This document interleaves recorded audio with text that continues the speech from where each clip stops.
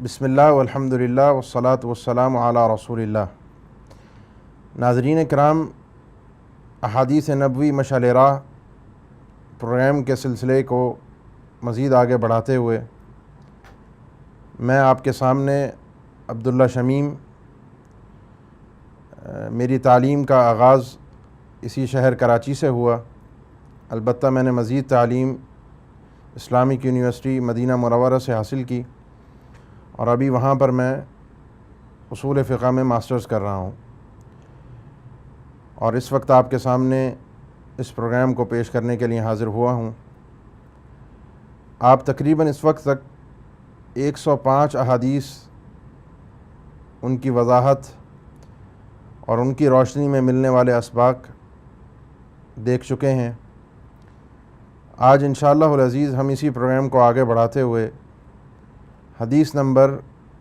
107 107 number حدیث سے اس programme کا آغاز کریں گے۔ فرائض کے نام سے ایک چیپٹر ہے جو کہ حدیث کی کتابوں میں موجود ہے۔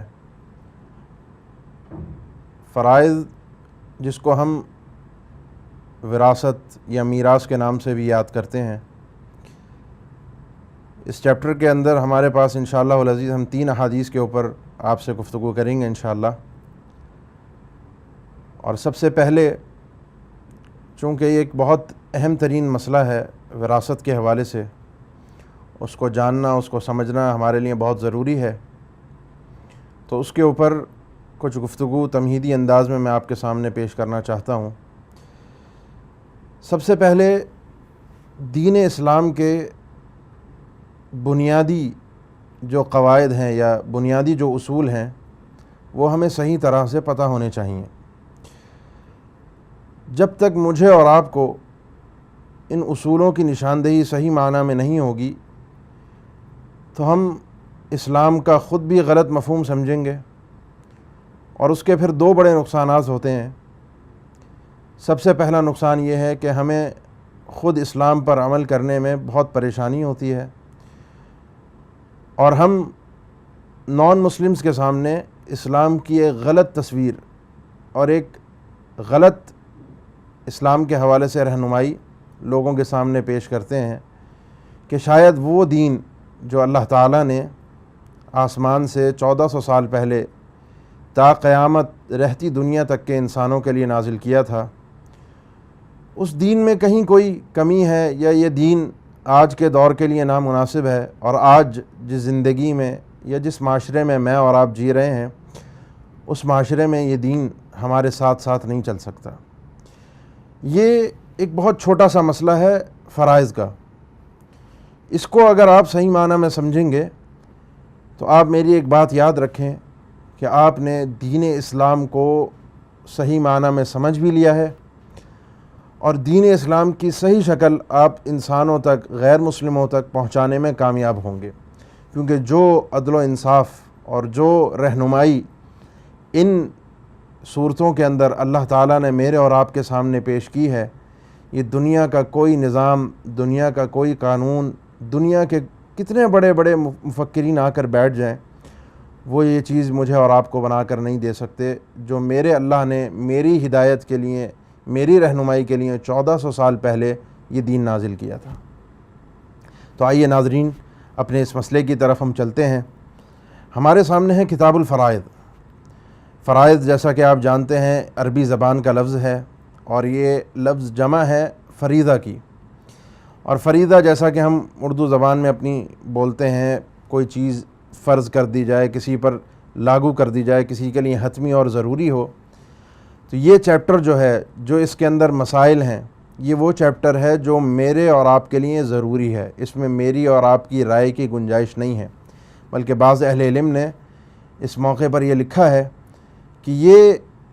فرائض یا میراث کے وہ مسائل ہیں جس میں اجتہاد کی گنجائش ہی نہیں ہے۔ اجتہاد کا معنی یہ ہے کہ کبھی کوئی ایسی صورت پیش آ جائے، کبھی کوئی ایسا مسئلہ پیش آ جائے جس میں علماء کوئی گنجائش نکالنے کی کوشش کریں، جس میں علماء آپ کے اس دور کے مطابق مسئلے کو حل کرنے کی کوشش کریں۔ یہ مسئلہ ایسا ہے جو ہر دور کے لیے، ہر جگہ کے لیے، ہر وقت کے لیے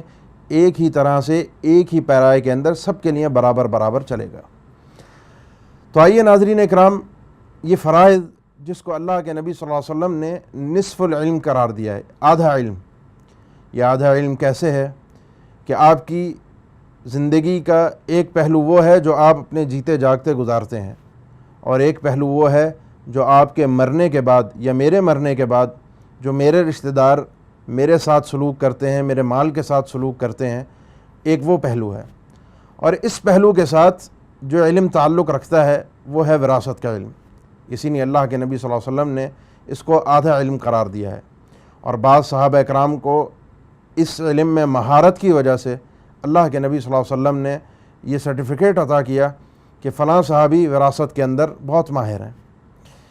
لہذا اس علم کو جاننا، اس علم کو سمجھنا اور اس علم کے مطابق عمل کرنا، یہ میرے اور آپ کی زندگی کے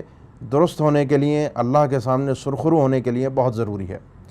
ناظرین کرام، اللہ تعالیٰ نے مجھے اور آپ کو دنیا میں کہیں بھی مال کمانے سے منع نہیں کیا، جائیداد بنانے سے منع نہیں کیا۔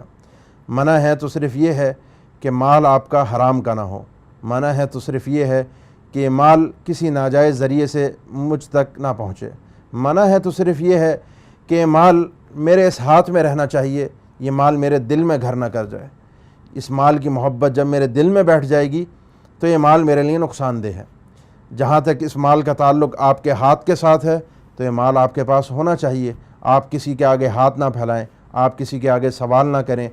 کسی سے آپ مانگیں نہیں بلکہ آپ اپنے ہاتھوں سے محنت کر کے کما کر کھائیں۔ یہ دین اسلام کا بنیادی اصول ہے۔ اسی اصول کو بیان کرتے ہوئے اللہ تبارک و تعالی نے سورہ نساء کے اندر 4 سپارے میں فرمایا،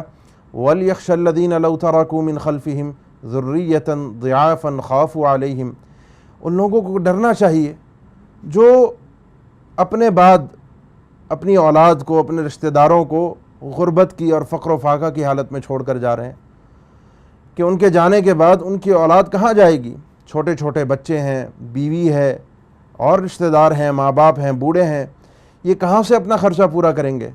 لہذا ڈرتے ہوئے ان کے لیے کچھ نہ کچھ چھوڑ کر جائیں۔ اور اسی پرائے میں اللہ کے نبی صلی اللہ علیہ وسلم نے اپنے صحابی جناب سعد بن ابی وقاص جب ایک موقع پر یہ بیمار ہوئے اور اتنے شدید بیمار تھے کہ ان کو شاید اپنی زندگی سے نا امیدی محسوس ہوئی، تو انہوں نے اللہ کے نبی صلی اللہ علیہ وسلم سے فرمایا کہ اللہ کے نبی، میں اپنی جائیداد کو، اپنے مال کو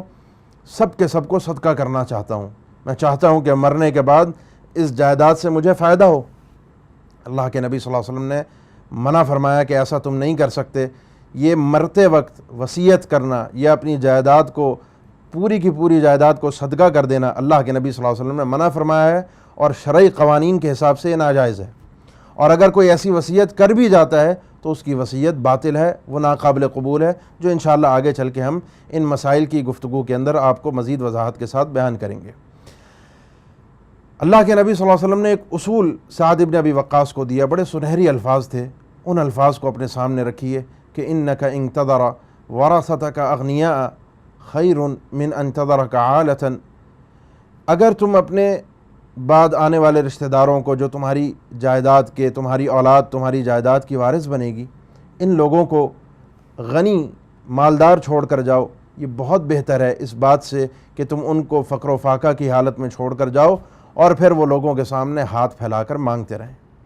دیکھیے ناظرین اکرام، کتنی بڑی اللہ کے نبی صلی اللہ علیہ وسلم کی یہ بات ہے ہمارے سامنے، اور کتنی دور اندیشی ہے اس بات کے اندر کہ اس میں بھی رغبت دلائی کہ کہیں ایسا نہ ہو کہ صدقے کے فضائل کو اپنے سامنے رکھتے ہوئے، صدقے کی فضیلت کو، کہ صدقے کے ثواب کو، اللہ کے نبی صلی اللہ علیہ وسلم نے فرمایا کہ کل قیامت کے دن ہر شخص کل امرئ فی ظل صدقتی، ہر شخص اپنے صدقے کے سائے میں اللہ کی بارگاہ میں پیش ہوگا قیامت کے دن، جب سورج مجھ سے اور آپ سے اتنا قریب ہوگا کہ ہر شخص اپنے اپنے اعمال کے حساب سے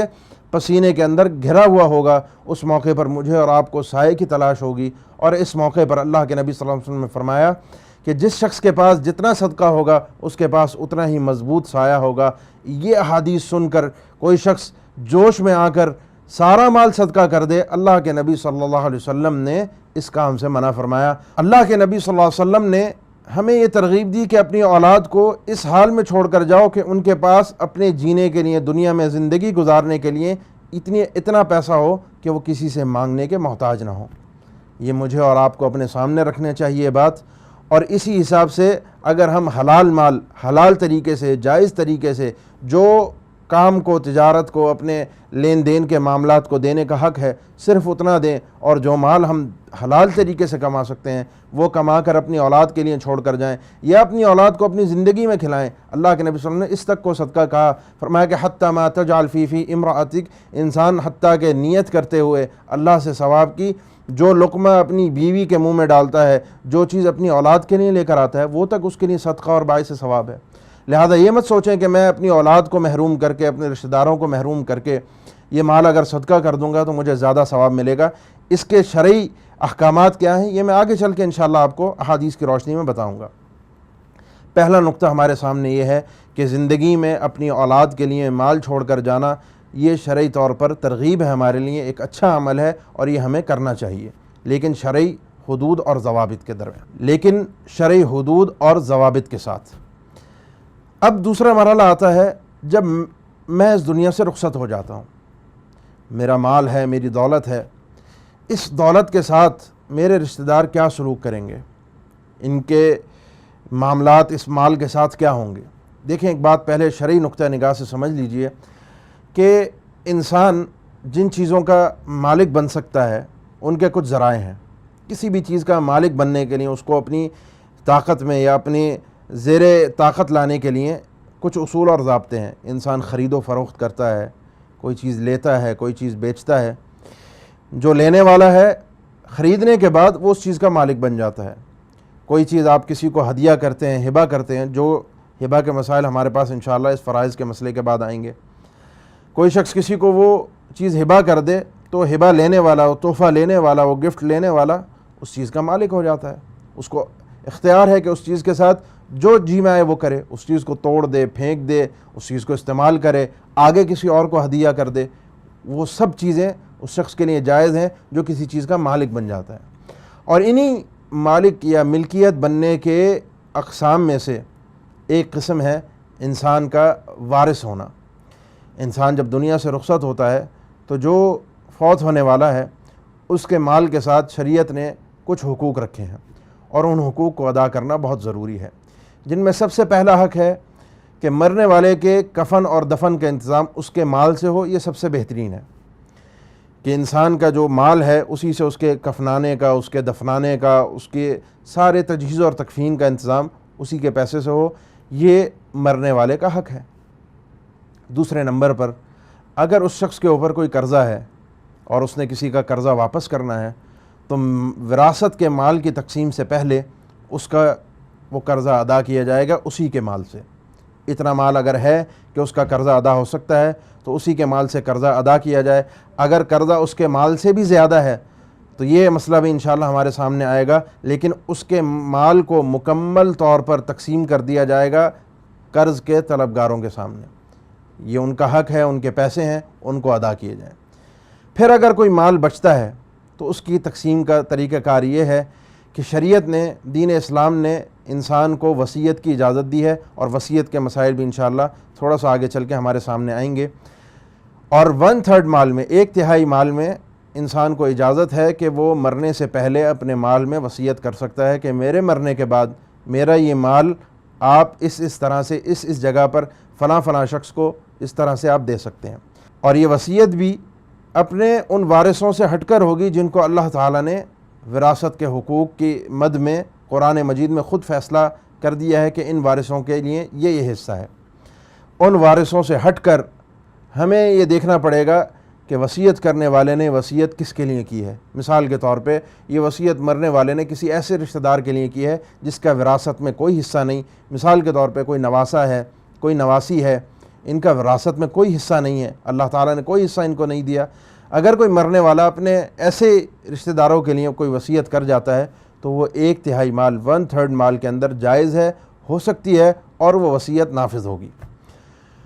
اس وصیت کے مال کو دینے کے بعد اگر کوئی مال بچتا ہے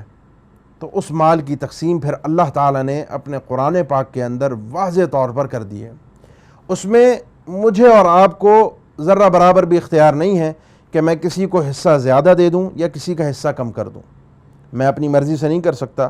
ہاں، اس میں یہ کیفیت ہو سکتی ہے کہ میں مرنے والے کا اگر وارث ہوں، اس کی وراثت کا مجھے حصہ ملتا ہے اور وہ حصہ لے کر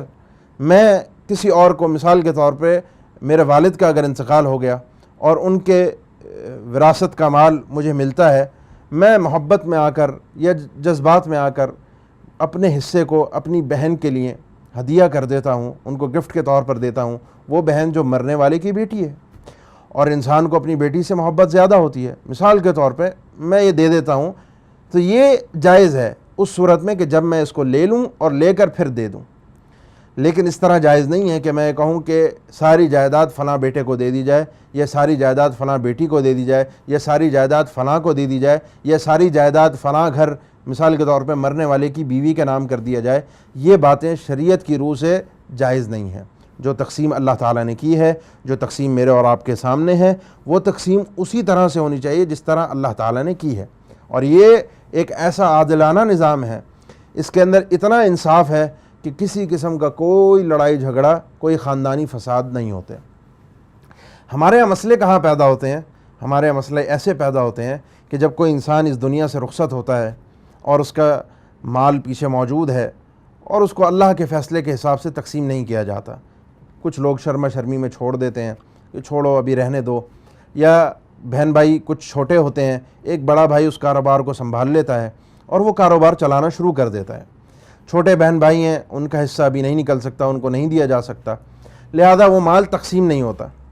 اور ایک وقت یہ آتا ہے جو آج میں آپ کو ایک حقیقت بات بتا رہا ہوں، تقریباً میرے اپنے تجربے کی بات ہے کہ تقریباً ہر ایک خاندان، یا ایک خاندان چھوڑ کے دوسرے خاندان میں آپ یہ دیکھیں گے کہ بڑے ہو کر جب زندگیاں لوگوں کی گزر جاتی ہیں، اس موقع پر جب وراثت کی تقسیم کا معاملہ آتا ہے، مرنے والے کے مرنے کے بعد 25 سال بعد 30 سال بعد وراثت تقسیم ہوتی ہے، وہ خاندان بکھر کر رہ جاتے ہیں، ان کا شرازہ بکھر جاتا ہے، رشتہ داروں کی ایک دوسرے سے دلی محبت ختم ہو جاتی ہے، اور اس مال و دولت کے چکر میں بھائی بھائی کا نہیں رہتا. لہذا اس مال کو یا تو اسی وقت تقسیم کر دیا جائے، یا اس مال کی شرعی اعتبار سے قانونی حیثیت کو واضح کیا جائے کہ یہ مال، یہ حصہ فلاں کا ہے، یہ حصہ فلاں کا ہے، کیئر ٹیکر کوئی بن جائے، اس کو سنبھال لے کوئی، اس کو دیکھے کوئی، اس میں کوئی حرج نہیں ہے. لیکن ہوتا یہ ہے کہ ایک بڑا بھائی مال پر یا کاروبار پر قابض ہوتا ہے، اور پھر جب چھوٹے بہن بھائی بڑے ہوتے ہیں، اس کے بعد وہ اپنی وراثت کا مطالبہ کرتے ہیں، تو عام طور پر یہ کہہ دیا جاتا ہے کہ اس مال کو یا اس کاروبار کو بڑھانے والا میں ہوں. جب ہمارے باپ کا انتقال ہوا تھا تو کچھ بھی نہیں تھا، یہ کاروبار بہت تھوڑا تھا، اس کاروبار کو تو میں نے بڑھایا ہے. ایک دکان تھی، اس کو 4 میں نے کیا ہے. فیکٹری ایک تھی، اس کو 2 میں نے کیا ہے. پہلے فیکٹری میں کام کم تھا، آگے میں نے بڑھایا ہے. یہ کام پہلے اس طرح تھا، میں نے اس طرح کیا ہے. پھر یہ مسئلے مسائل ہمارے سامنے آتے ہیں، اور یہ بھی میں عرض کروں گا آپ کو کہ شرعی اعتبار سے ان مسائل کا حل کس طرح سے ہم پیش کر سکتے ہیں. اس وقت ہمارے سامنے حدیث کی وضاحت سے پہلے ایک چیز کو اور سمجھنا بہت ضروری ہے، اور وہ یہ ہے کہ مال کی محبت اس مقام پر جب وارث وراثت کی تقسیم کر رہے ہوں تو یہ بات ذہن میں رکھیں کہ مال کی محبت اللہ کی محبت پر غالب نہ آئے، اور اللہ کے فیصلے کو ہم پس پشت نہ ڈال دیں. اللہ کا فیصلہ میرے اور آپ کے لیے آخری فیصلہ ہے، اور اللہ کا فیصلہ حتمی فیصلہ ہے، اسی میں برکت ہے، اسی میں خیر ہے. ایک بات یاد رکھیں، اللہ کے نبی صلی اللہ علیہ وسلم نے صحیح مسلم کی حدیث ہے، بیان فرمایا کہ 3 لوگ غار میں جا کر پھنس گئے. بڑا مشہور ایک واقعہ ہے، آپ بارہا سنتے رہتے ہیں کہ غار کے اندر بارش ہو رہی تھی اور وہ غار کے اندر جا کر چھپ گئے، پناہ لی، اور اس غار کے دہانے پر منہ پر اوپر سے ایک پتھر آ گرا اور اس غار کا منہ بند ہو گیا. اب یہ ایک ایسی مصیبت تھی جس مصیبت سے نکالنے کے لیے ظاہری طور پر کوئی طاقت میرے اور آپ کے کام نہیں آ سکتی، یا ان لوگوں کے کام نہیں آ سکتی. ان لوگوں نے سوچا کہ اس مصیبت سے نجات کیسے پائیں، تو انہوں نے کہا اس مصیبت سے نجات دینے والا صرف اور صرف ایک اللہ ہے. لہذا تینوں نے سوچا اپنے اللہ کو آج سچے دل سے یاد کرتے ہیں. تینوں لوگوں نے سچے دل سے اللہ کو یاد کرنا شروع کیا، اور یاد کرتے ہوئے تینوں لوگوں نے ایک ایسا عمل اللہ کے سامنے رکھا کہ اللہ یہ عمل میں نے صرف اور صرف تجھے راضی کرنے کے لیے کیا تھا، اور یہ اس لیے کیا تھا کہ تو خوش ہو جائے. یہ عمل ایسا تھا جو عام آدمی کر نہیں سکتا. تینوں نے اپنے اپنے عمل پیش کیے، ایک نے والدین کی خدمت پیش کی، ایک نے کچھ اور پیش کیا. جو اصل مقصد بتانے کا ہے وہ ہے تیسرا آدمی. اس نے اللہ سے جب ہاتھ اٹھا کر دعا کی، کہا یا اللہ، میں نے ایک دفعہ ایک مزدور کو اپنے پاس مزدوری پر رکھا، اس سے مزدوری لی، مزدوری لینے کے بعد جب میں اسے اس کی مزدوری کی اجرت دینے لگا تو میرا اور اس کا اختلاف ہو گیا۔ اس نے کہا یہ کم ہے، میں نے کہا یہ مناسب ہے۔ اس نے لینے سے انکار کر دیا اور وہ شخص اپنی مزدوری چھوڑ کر چلا گیا۔ میں نے اس کی وہ جو اجرت تھی اس کو سنبھالا اور اس کی اس اجرت سے آگے کاروبار شروع کیا، کام کرتا گیا حتیٰ کہ بکریوں کا، جانوروں کا ایک ریوڑ، اس کی اس چھوٹی سی مختصر سی اجرت کے اندر اس میں اللہ نے برکت اتنی دی کہ اس کی اس اجرت سے میں نے ایک بڑا سا ریوڑ کھڑا کر دیا۔ اور پھر ایک وقت ایسا آیا کہ زندگی کے ایک لمحے پر، ایک موڑ پر میری اسی مزدور سے ملاقات ہوئی۔ میں اسے اپنے ساتھ لے کر آیا اور میں نے اسے کہا کہ یہ جو سامنے تم جانوروں کا ایک ریوڑ دیکھ رہے ہو، جس میں لا تعداد بکریاں ہیں، جس میں لا تعداد اونٹ ہیں، یہ وہ ریوڑ ہے جو میں نے تمہاری اجرت سے کما کر یہ سب کچھ بنایا ہے اور یہ سب کچھ تمہارا ہے۔ اس شخص نے خوشی کے مارے میری طرف دیکھا اور سارے کے سارے ریوڑ کو لے کر اپنے ساتھ چل دیا، نہ میری طرف مڑ کر دیکھا، نہ مجھے اس ریوڑ میں سے کچھ دیا اس نے کہ تم نے اتنی محنت کی ہے، سارا تم نے ہی بنایا ہے، تمہاری ہی محنت ہے، لہذا تم اسے اپنے پاس رکھ لو۔ اس نے مجھے کچھ نہیں دیا اور میں اس کے اس لے جانے پر راضی اور خوش بھی تھا، مجھے کچھ برا نہیں لگا کہ وہ سب کا سب ریوڑ لے کر جا رہا ہے۔ یہ اگر تو جانتا ہے یہ عمل میں نے تیری رضا کے لیے، تجھے خوش کرنے کے لیے کیا ہے، تو تو میرے اس عمل کو قبول کر، اور آج جس مصیبت میں ہم پھنسے ہیں، یہ جو اس پہاڑ کے دہانے پر، اس غار کے منہ پر یہ جو پتھر آ کے لگ گیا ہے اور ہمارے لیے آج راستہ نکلنے کا بند ہے، تو اس کو ہٹا دے۔ نے اسی وقت اس پتھر کو ہٹا دیا اور وہ تینوں لوگ اس غار سے نکلنے میں کامیاب ہوئے۔ میرے اور آپ کے لیے سبق یہ ہے اس واقعے سے کہ آج میں کسی کا مال اپنی پاور کی بنیاد پر، اپنی طاقت کی بنیاد پر، اپنے تعلقات کی بنیاد پر کھا سکتا ہوں، اپنے چھوٹے بہن بھائیوں کو دبا سکتا ہوں، کاروبار کے حساب میں، اکاؤنٹس میں گڑبڑ کر کے لاکھوں کا خرد برد کر سکتا ہوں، لیکن دنیا کے اندر مجھے کئی جگہ پر اپنے اللہ کا سامنا کرنا پڑے گا، آخرت میں تو کرنا ہی کرنا ہے۔ اس موقع پر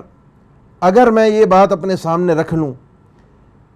کہ آج اگر میں کوئی نیکی کرتا ہوں، آج اگر میں 4 پیسے چھوڑ دیتا ہوں تو کل اللہ مجھے کسی بڑی مصیبت سے، کسی بڑی مشکل سے بچائے گا، کوئی بڑی بیماری مجھ سے ٹل جائے گی، اس بیماری، ایسی بیماری جس بیماری کے اندر لاکھوں میرے خرچ ہو سکتے ہیں، ایسی بیماری کہ جہاں پر مجھے شفا ہی نہ مل سکے، اور ان لاکھوں روپوں کو، ان کروڑوں روپوں کو جن کو میں آج مظلوموں سے دبا کر، ان سے چھین کر لے رہا ہوں، ان کو استعمال ہی نہ کر سکوں۔ دنیا میں بھی اللہ میرا اور آپ کا ساتھ دے گا، اور آخرت میں میں نے اور آپ نے اس مال کا پورا حساب دینا ہے۔ اللہ تعالیٰ ہر انسان سے سوال کرے گا، اس کے پاؤں اس وقت تک نہیں ہل سکتے جب تک اللہ تعالیٰ کے 5 سوالوں کے کل قیامت کے دن جواب نہ دے۔ ان 5 سوالوں میں سے 2 سوال، بتاؤ یہ مال کہاں سے کمایا اور کہاں خرچ کیا؟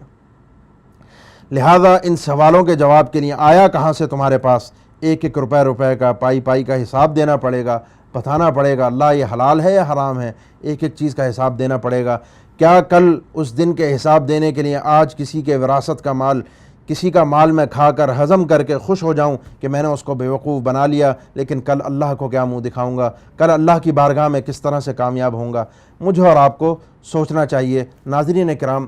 یہاں پر وقت ہوا جاتا ہے ایک بریک کا، انشاءاللہ العزیز تھوڑے سے وقفے کے بعد، بریک کے بعد ہم دوبارہ حاضر ہوں گے۔ السلام علیکم ورحمۃ اللہ وبرکاتہ۔